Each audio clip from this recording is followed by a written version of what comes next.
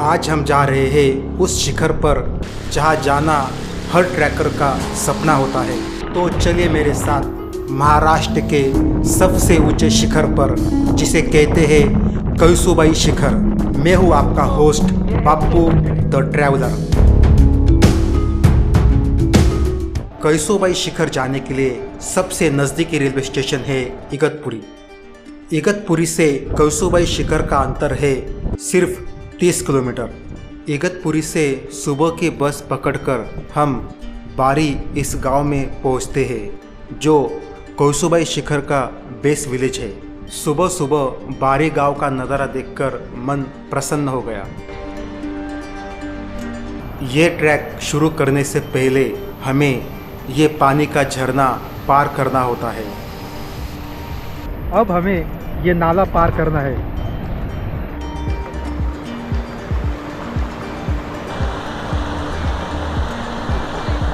नहीं, ये देखिए कितना। ट्रैक की शुरुआत में ही हमें ये बुजुर्ग मिलते हैं जो कळसूबाई शिखर जा रहे हैं। ये बाबा भी कळसूबाई शिखर का ट्रैक कर रहे हैं। 90 वर्षाचे 90 वर्षाचे बाबा। असंच करा हो।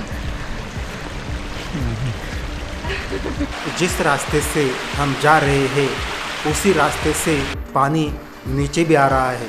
सबसे पहले हम पहुंचते हैं पहाड़ के नीचे बने हुए कळसूबाई के मंदिर में। ये है पहाड़ के नीचे बना हुआ कळसूबाई का मंदिर। अब हमें इस कमान से आगे जाना है। रास्ते से पानी बहने के कारण रास्ता बहुत ही फिसलन भरा हो चुका है। जैसे जैसे हम ऊपर जा रहे हैं वैसे वैसे सामने का नज़ारा बहुत ही खूबसूरत हो रहा है। ऊपर बारिश बहुत ही तेज़ हो रही है। बारिश बहुत ही जोर से हो रही है, देखिए।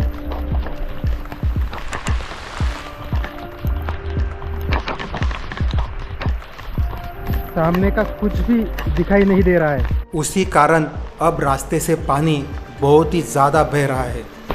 ये रास्ता देखिए, ये कैसा रास्ता है। ये इस रास्ते से हमें आगे जाना है। ये बारिश देखिए, ये कितनी जोर से हो रही है। और सामने वो वाटरफॉल है। ऐसे बहुत वाटरफॉल है यहाँ। रास्ते में जगह जगह बहुत सारी दुकानें हैं जहाँ हमें खाने पीने की चीज़ें मिलती है। जैसे जैसे हम ऊपर जा रहे हैं वैसे वैसे हवा और पानी का जोर बहुत ज़्यादा बढ़ रहा है। यहाँ से कळसूबाई ट्रैक की मुश्किल चढ़ाई शुरू होती है। अब हमें इस ट्रैक की पहली सीढ़ी दिखाई देती है। यहाँ से ये पहली सीढ़ी शुरू होती है। इस सीढ़ी से नीचे का नज़ारा बहुत ही खूबसूरत दिखाई देता है।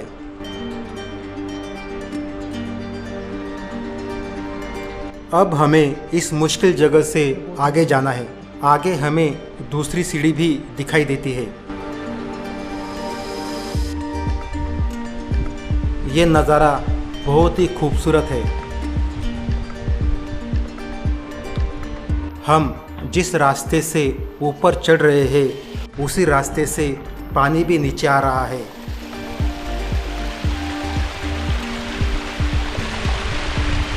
अब हम पहुंचते हैं तीसरी सीढ़ी के पास। अब हम पहुँचे हैं तीसरी सीढ़ी के पास। अगर यहाँ ये सीढ़ियाँ नहीं होती तो ये ट्रैक करना बहुत ही ज़्यादा मुश्किल होता।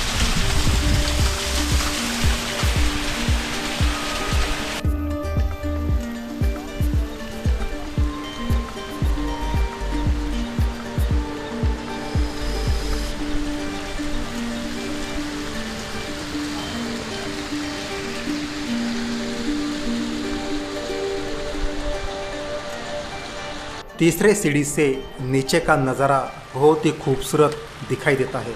ऊपर से पानी के बहुत सारे झरने नीचे गिर रहे हैं। रास्ते में हमें छोटे बच्चे भी मिलते हैं जो ये ट्रैक पूरा कर रहे हैं। वयवर्ष 8 इयत्ता दुसरी हा सायवडी अहमदनगर या ठिकाणाहून आलेला आहे. अरे वा त्याला कुणीही उचलून घेतलेलं नाही. तो एकटा पायी चालत इथपर्यंत आलेला आहे. अरे वा आणि वरचा प्रवास हा. मंदिरापर्यंतचा एकट्यानंच पायी चालून करणार आहे. अरे वा श्री नाव तिचं श्री. किती वय काय तुझं काय तुझं वय सांग. रिजा वय काय तुझं वय काय 7 वय वर्षाची ती. 7 वर्षाची 6 किंवा 7 वर्षाची. हो आणि कळसोबाई शिखर चढते हो हो काय विषय नाही. चला चला इस रास्ते से हमें ऊपर जाना है। ट्रैक के रास्ते में ये सुंदर सा झरना भी आता है जिसे हमें पार करके आगे जाना है। आगे हमें घने बादलों के कारण कुछ भी दिखाई नहीं दे रहा है। ऊपर बारिश बहुत ही ज़्यादा तेज़ हो जाती है। फाइनली हम पहुंच जाते हैं चौथी और आखिरी सीढ़ी के पास।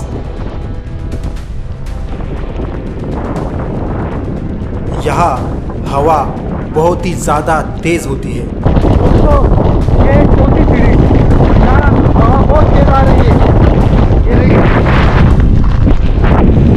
ये चौथी सीढ़ी ये भी पास होती है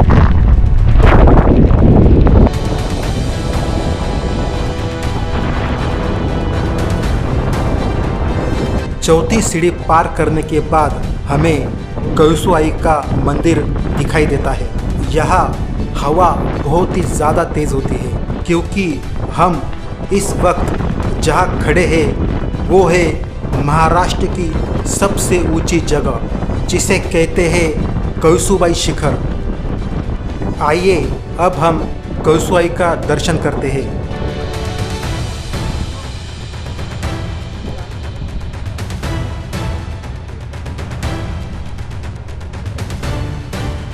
दोस्तों फाइनली हम पहुंच चुके हैं महाराष्ट्र के सबसे ऊंचे शिखर कळसुबाई शिखर पर जिसकी ऊंचाई है 5400 फीट।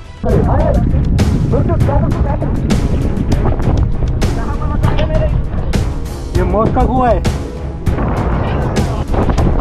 इस वक्त क्या हवा देखें कितनी जोर से चालू है।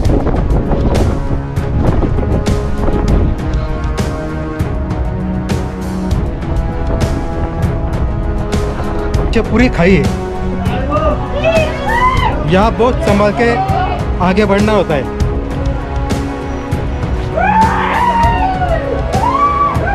समय वो समय